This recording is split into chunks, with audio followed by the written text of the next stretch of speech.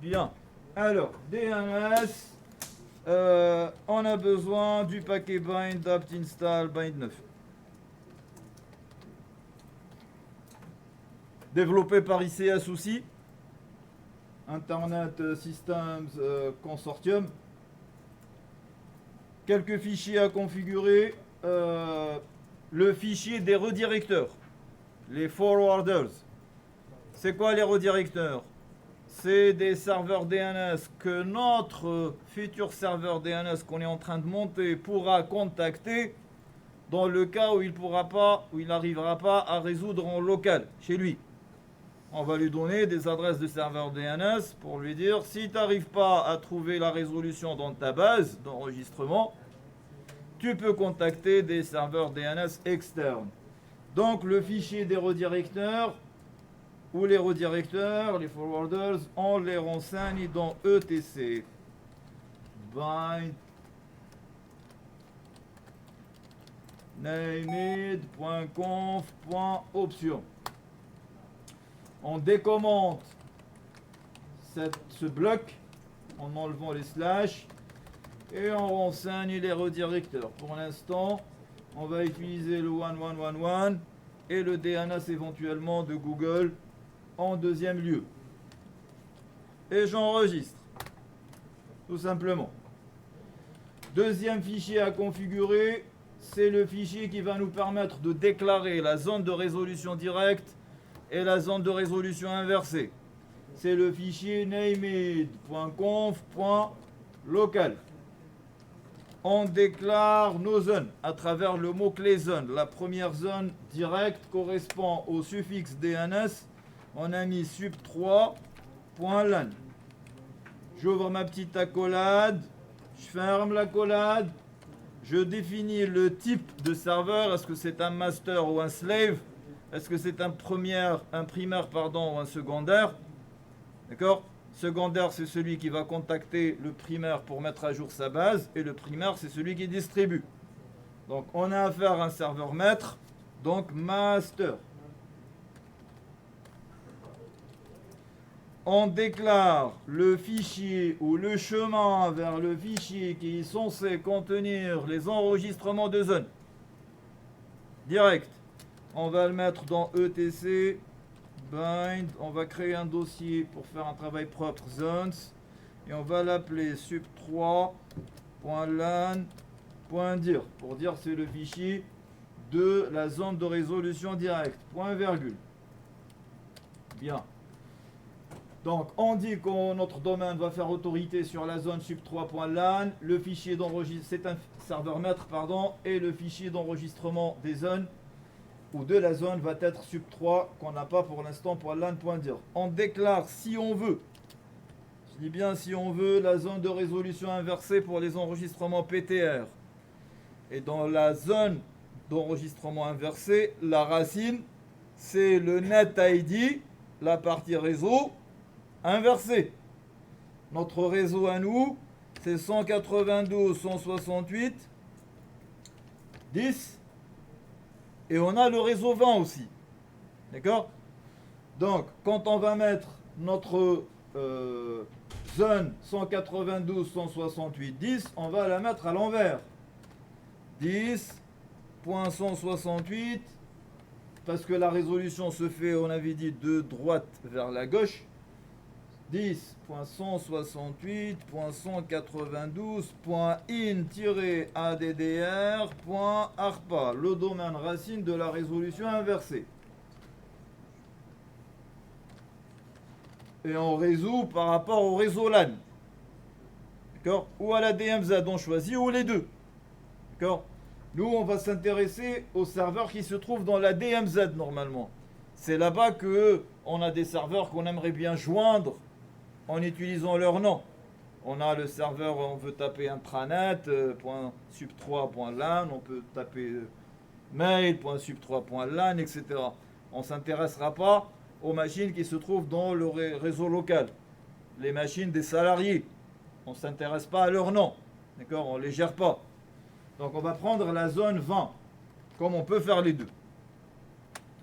Et dans ce cas, si on veut faire les deux, on va déclarer une autre zone, ou un autre bloc zone. Pareil, type master, file, /etc, /bind, /zones, /sub3. lan.inversé, .inf, point virgule. J'enregistre mon fichier. Je relis tranquillement, rapidement. J'ai pas fait d'erreur normalement. Et puis j'enregistre. Et je vais créer mes deux fichiers. Rapidement. Clear. Donc, je crée le dossier parce qu'il n'existe pas. Make directory etc bind. Là, on a décidé d'enregistrer les fichiers d'enregistrement de zone. Et puis là-dedans, on crée le premier fichier zone sub3.lan.dir. Première ligne, le TTL, le time to life, c'est-à-dire la durée de vie en cache du serveur DNS des enregistrements. On ne parle pas de la durée de vie donnée au client. La durée de vie des enregistrements dans le cache du serveur. Donc on met $time to life 3 days, 3 jours. On déclare l'enregistrement start of authority SOA arrobase in SOA et on renseigne l'FQDN de la machine. Ça c'est la partie courte. FQDN de la machine, notre machine elle s'appelle rtr.firewall, non, firewall, respectez la case. J'ai vu des noms de machines en minuscules. On est sous Linux. Si votre nom ou le hostname c'est en minuscule, mettez en minuscule. Pour lui, RTR Firewall minuscule, c'est pas RTR Firewall en majuscule. Point sub 3.lan. Ce point est très important. C'est le point d'entrée dans l'arbre de résolution directe. Quand on va démarrer le DNS, il va générer une arborescence. C'est des pointeurs qui vont être montés en mémoire. Et c'est ces pointeurs-là, il doit y avoir un accès. Et l'accès principal, c'est le point, tout en haut. Espace, et il est dit qu'on doit renseigner l'adresse mail de l'administrateur de ce service. Pourquoi? Parce qu'éventuellement demain, si on veut mettre un système de supervision et on veut mettre en place des notifications automatiques, le superviseur, Nagios ou peu importe, peut récupérer l'adresse mail qui se trouve dans l'enregistrement SOA pour notifier l'administrateur d'un problème ou d'une saturation, etc. Donc l'adresse mail, on met admin, mais on ne met pas l'arrobase. Le premier arrobase est remplacé par un point. L'arrobase dans le DNS correspond à dire la machine elle-même. Alors, admin arrobase, on suppose que c'est admin, hein. L'adresse mail sub3.lan. J'ouvre une parenthèse, je ferme ma parenthèse pour ne pas oublier, je mets mon point virgule pour ne pas oublier, et je rentre pour mettre les paramètres de l'enregistrement SOA. Premier enregistrement, c'est le numéro de version. Les serveurs DNS ont besoin d'avoir un numéro de version. Pourquoi? Parce que les serveurs DNS se contactent entre eux. Et pour savoir qui est le plus récent, c'est celui qui a le numéro de version le plus élevé. Comme ça, s'il y a une mise à jour qui doit se faire, c'est le plus récent qui envoie au plus ancien les enregistrements. Ce numéro qu'on va mettre ici, pour l'instant, il va se stocker. Mais à chaque fois qu'on va apporter une modification, le système, dans sa mémoire, va l'auto-incrémenter de 1 à chaque modification. Pour dire, ah, c'est la version plus 1, plus 1, plus 1, plus 1, plus 1.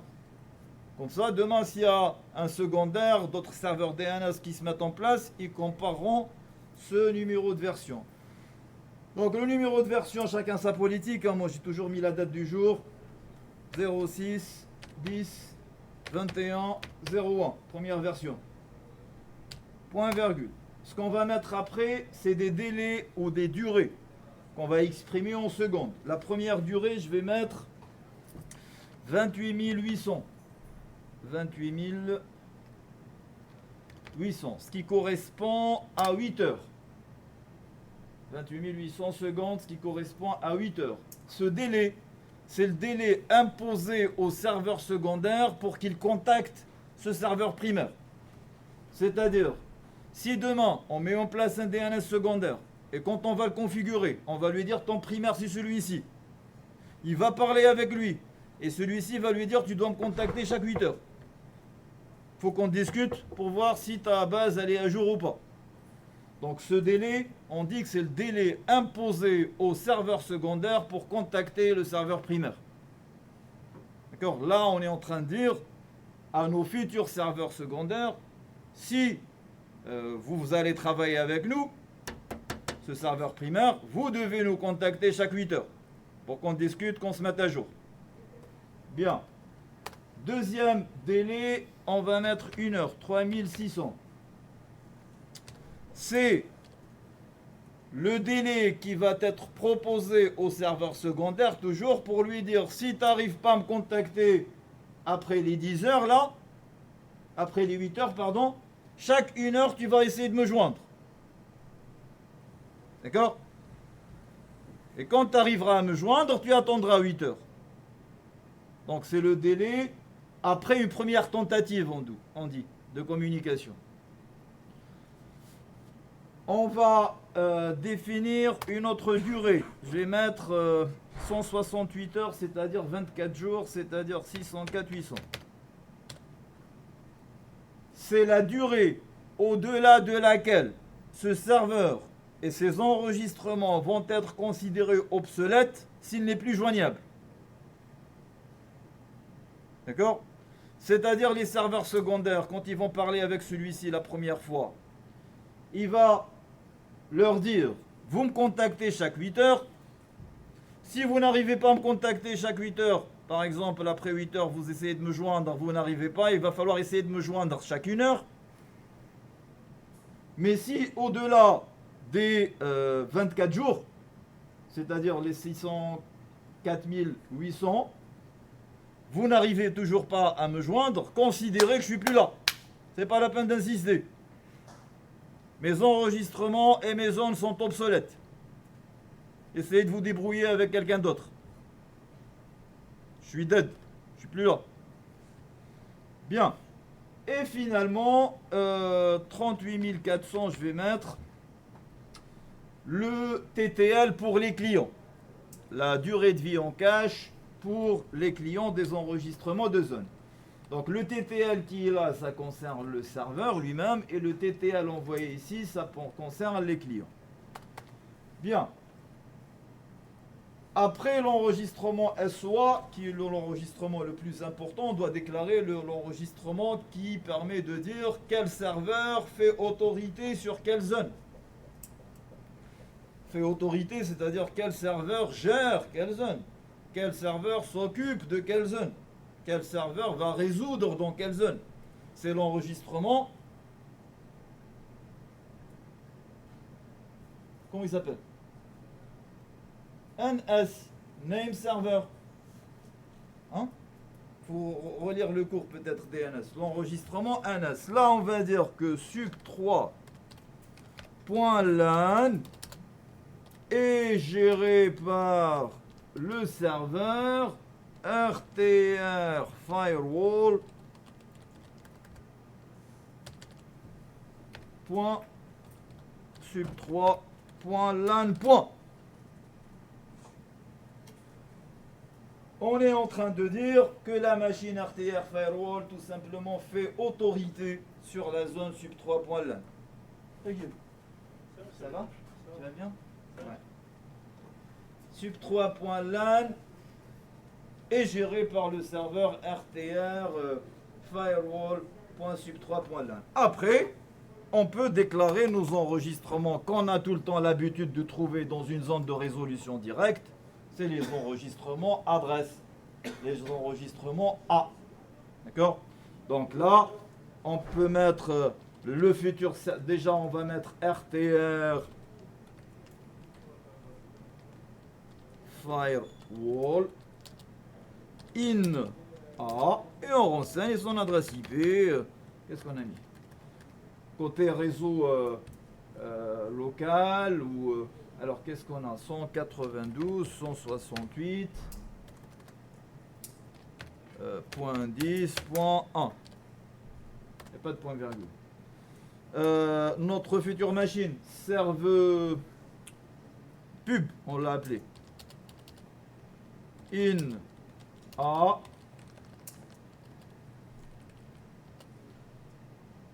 Qu'est-ce qu'elle a comme adresse? La point 20. 192, 168. Plutôt, on va donner la 20. On reste dans le même réseau. 20.2. Après, on peut imaginer que dans notre infrastructure, il peut y avoir d'autres machines. Mail, je sais pas moi, Galactica, Germany, peu importe. Hein, tous les serveurs qu'on a au niveau de l'infrastructure, qu'on veut rendre joignables à l'aide de leur nom. C'est ça le but. C'est que dans le réseau local, les collaborateurs ou les machines peuvent parler entre elles en utilisant les noms. C'est le rôle du DNS principal. Bien, on a fini celui-ci, pardon, je l'enregistre. Normalement, on est censé saisir l'autre. Hein, vous vous rappelez, ici, on a dit qu'on va créer le lan.dir et le lan.iv. Donc ce que je vais faire, parce qu'ils ont le même enregistrement SOA, au lieu de le saisir dès le départ, je vais prendre celui-ci. Non, celui-ci. Pour faire plus, parce qu'il y a une petite réunion, je vais essayer de faire vite, pour que ça soit rapide. Je prends celui-ci, je le copie dans l'autre, parce que c'est le même bloc, premier bloc, et on change ce qu'il y a à changer. Donc je copie etc bind zone sub 3.lan.dir dans etc bind zones sub 3.inf et j'ouvre le point inf. J'enlève ce qui ne m'intéresse pas parce qu'on n'a pas d'enregistrement A dans la résolution inversée, mais on a des enregistrements PTR. Donc ils se ressemblent, à part que là on va mettre arrobase pour dire la machine elle-même. Et puis là, on va mettre le dernier octet qui manque par rapport à notre NetID. Parce que la zone de résolution inversée, on avait dit qu'on était dans la 20, 168, 192. Là, le dernier octet qui va manquer, c'est quelque chose qui ressemble à ça. 1, in, PTR. Là, on est sur des enregistrements PTR, pointeur. J'enlève ça. Et puis, je mets l'FQDN, c'est-à-dire sup 3.lan. De ce côté, c'est le 2. In pointeur. J'essaie d'endenter mon code, que ce soit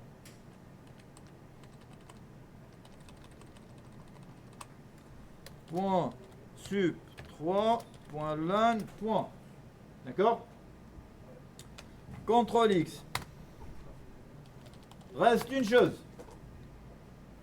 Ce serveur DNS, il va falloir lui dire maintenant que c'est toi qui vas s'occuper de la résolution pour toi aussi.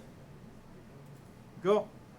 Donc, dans le fichier /etc/resolve.conf, on va mettre search notre domaine, c'est-à-dire sup 3.lan et l'adresse IP de notre serveur 192.168.20.1. CTRL X, on l'enregistre. Oui. Attendez, je réouvre. Ok. Ce fichier, si on redémarre la machine, son contenu va être changé. Parce qu'on a une carte qui obtient une configuration IP automatiquement, la troisième carte. Et donc elle obtient l'adresse d'un serveur DNS dans son bail. Et donc elle va essayer de changer ça. Si un autre serveur, elle va le remplir. Ce fichier, il va falloir le verrouiller contre les écritures. Ou le verrouiller tout simplement, on dit. Pour éviter les écritures dedans. Donc, on va faire un change attribut. châtre, plus i pour le verrouiller, /etc /resolve.conf. Maintenant, même si le route l'ouvre, il essaye d'enregistrer. Qu'est-ce que j'ai fait là? Vous voulez un café, monsieur? Hein? Vous voulez un café? Ah non, attends, je suis chaud là. Plus i, pardon. J'ai mis plus t.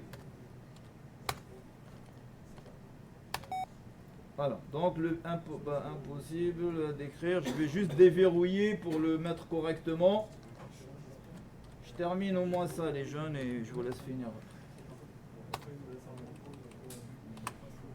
Je vais avoir une petite réunion, ils vont me virer.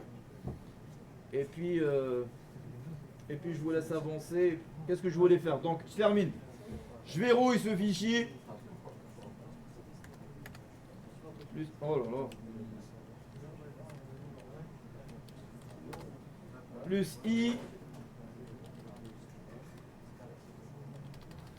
Et puis, bien sûr, on tente le démarrage de notre serveur. Service, bind 9, start.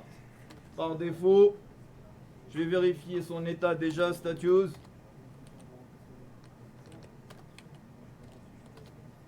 Il est active running, je vais le redémarrer. Restart. Faites des fois, le serveur DNS démarre, mais il ne charge pas les zones. Et donc, status. Non, j'ai une petite erreur. Alors, les aléas du direct, tant mieux. Je vais regarder mes erreurs et tant mieux. Log, syslog, toujours la même méthode, restart. Ah, il doit être quelque chose qui traîne quelque part. Alors, je descends tout en bas. Et j'ai oublié un point virgule en expliquant en même temps, on le voit ici. Il y a quelque chose qui manque, une histoire de point virgule. Je relis un petit peu. Je fais le ménage. Je revois mes fichiers. Allez.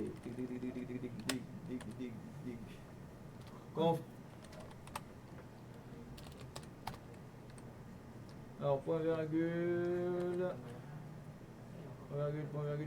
Point virgule. Je vais regarder named. Conf. Option. Les points virgules sont là. Je vais regarder.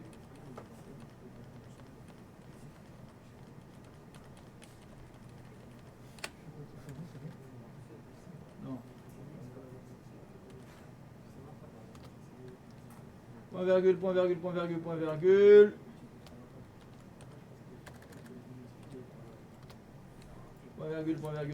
Point virgule. Faire confiance c'est bien, se méfier c'est mieux. Je vide mes logs. Je repars sur le start. Et je vais regarder mes logs. Oh.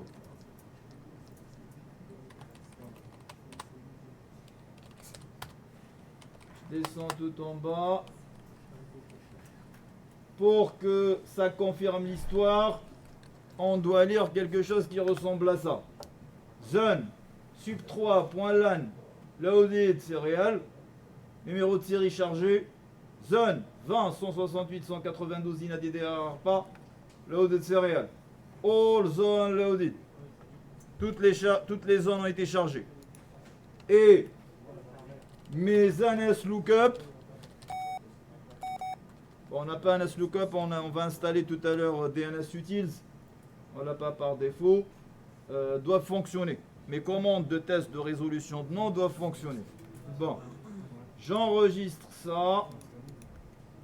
Et l'objectif, c'est de finir cette histoire.